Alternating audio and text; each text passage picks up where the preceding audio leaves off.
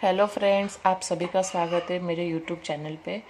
तो आज हम पढ़ने वाले हैं Maharashtra state board 9th standard का अलजेब्रा का फर्स्ट चैप्टर सेट्स।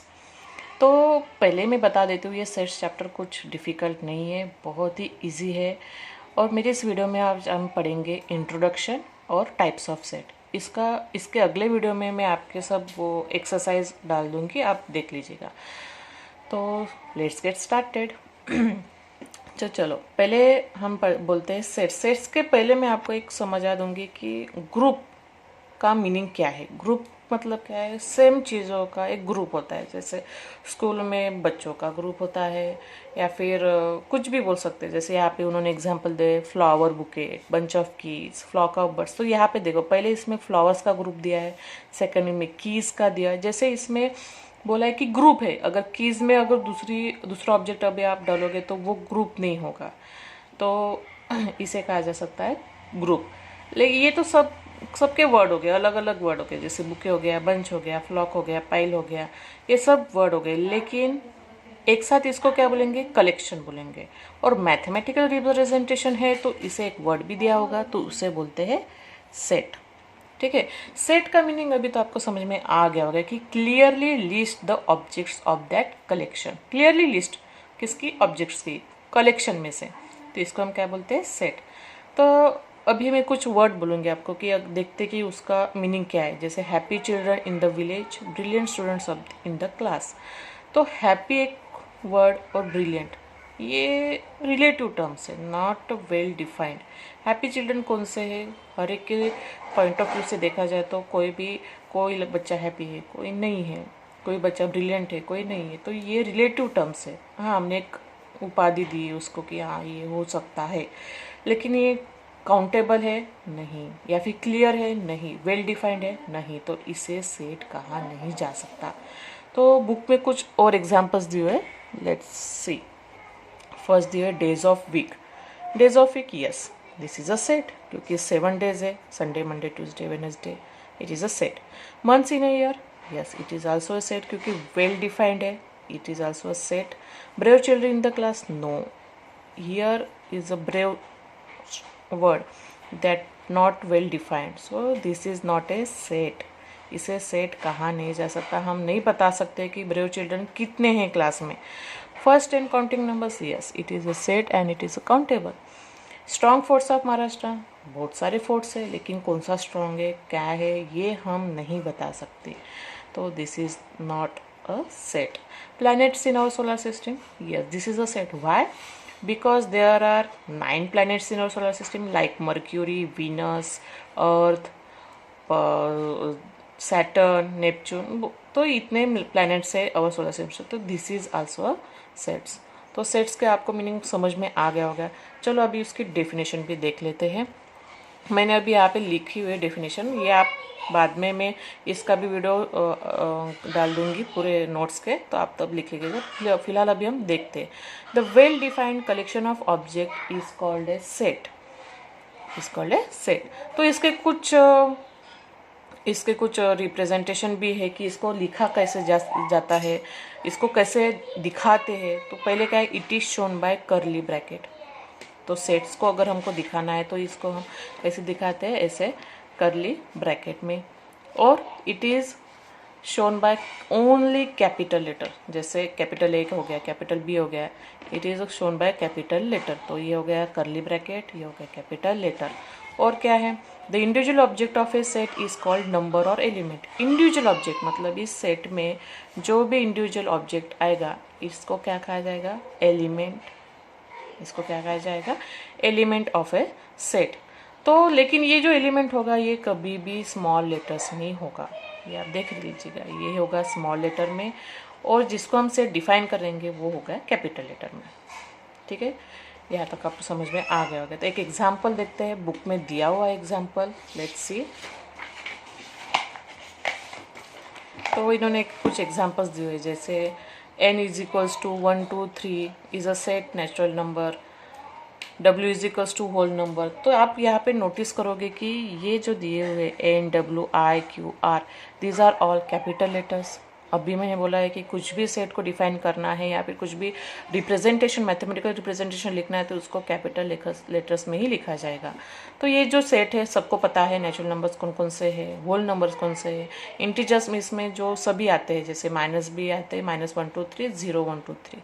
तो ये कुछ उन्होंने एग्जाम्पल दिए हुए हैं।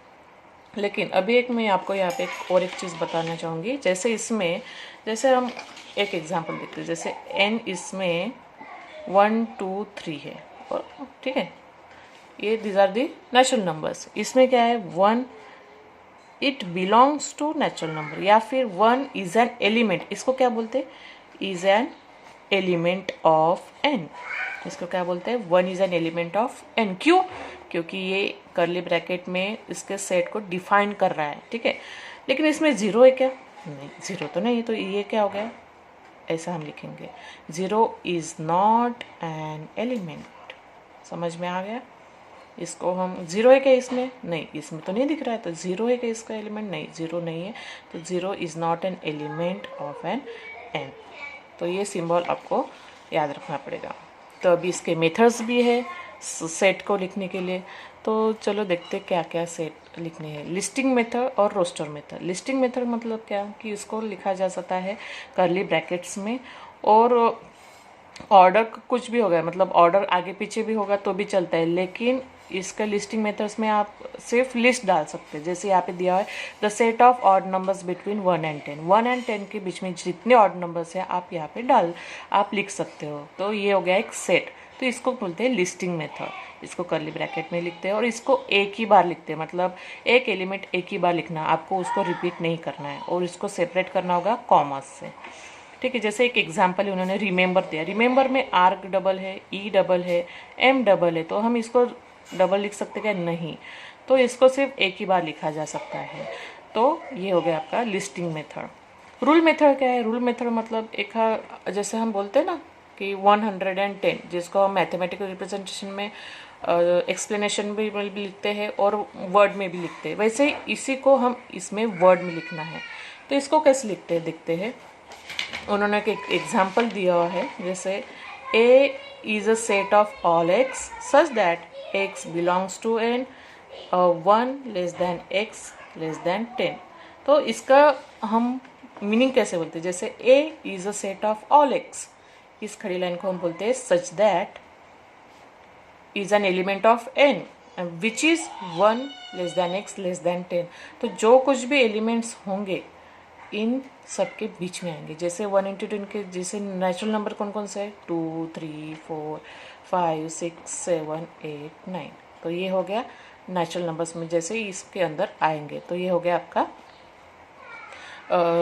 Rule method. देखते अभी समझ में आ गया होगा आपको। चलो फिर अभी अगले टर्न में जाते हैं। कुछ एग्जांपल्स दिए स्कूल बुक में, तो देखते हैं इसका कैसे सॉल्व करते हैं। जैसे यहाँ पे दिया है लिस्टिंग मेथड और रूल मेथड। लिस्टिंग मेथड में दिया है 2 4 6 8 10 12 14। ये सब कौन से नंबर है, इवन नंबर है और नेचुरल नंबर भी है, लेकिन अप टू 14 है। 14 के बाद दिया है नहीं, मतलब 15 से कम वाले। तो इसको हम रिप्रेजेंट कैसे करेंगे, A is a all set of x such that x is an even natural number less than 15। अभी second B, all set of x such that x is a perfect square number between 1 to 20। Perfect square number, तो अभी कौन कौन से लिखेंगे हम उसमें, आप बताओ कौन कौन से लिखेंगे। तो होगा वो, जैसे 2 का स्क्वायर है 4, तो b है यहाँ पे, तो हम b लिखेंगे इज इक्वल्स टू 2 का स्क्वायर है 4। परफेक्ट स्क्वायर है, परफेक्ट स्क्वायर, तो उनको लिखेंगे 4 है, 3 का स्क्वायर 9 है, परफेक्ट स्क्वायर है 16 है। ये आने चाहिए किसमें, 1 to 20। परफेक्ट स्क्वायर है 4 9 16, तो हम इसमें लिखेंगे। सी है ए ई आई ओ यू, ये सब वोवेल्स हैं, तो हम इसको कैसे लिखेंगे।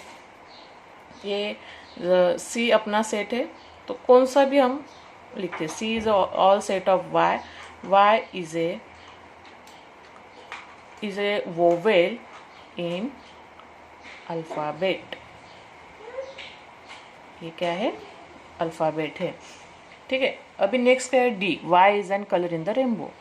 D is a set of Y in a colour of in the rainbow. तो कौन से हो गए, वेबक्योर, आपको सबको पता है, तो ये सब लिख लेंगे हम यहाँ पे। जैसे शॉर्ट फॉर्म में VIB वैग्योर, वायलेट है, इंडिगो है, ब्लू है, ठीक है। नेक्स्ट है P is an set of x such that x is an integer and -3 less than x less then 3। तो x ऐसा सेट है जो इंटीजर है, जैसे -3 लेस देन x -3 से ग्रेटर देन, मतलब कौन कौन से हो गए, -2 हो गया, -1 हो गया, 0 हो गया, और लेस देन 3 मतलब कौन से हो गए, 1 2 3। तो ये हो गया सेट। तो हमेशा कर्ली ब्रैकेट देना ना भूलिए।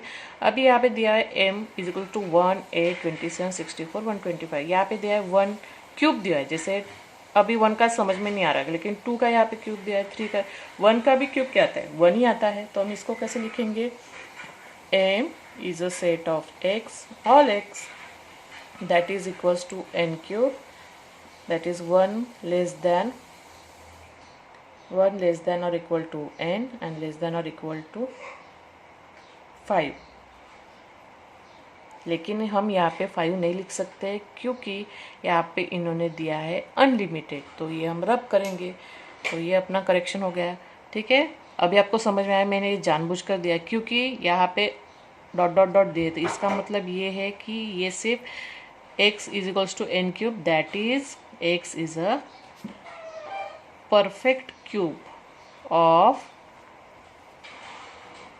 Number, perfect cube of number या फिर नेचुरल नंबर कहा जाता है, ठीक है। चलो यहाँ तक आपको समझ में आ गया होगा। अगर आपको ये वीडियो पसंद आता है तो लाइक कीजिए, शेयर कीजिए और मेरे चैनल को सब्सक्राइब कीजिए। मैं अगले वीडियो में आपके लिए प्रैक्टिस सेट 1.1 सॉल्व करके अपलोड कर दूँगी जल्दी, ठीक है। चलो बाय।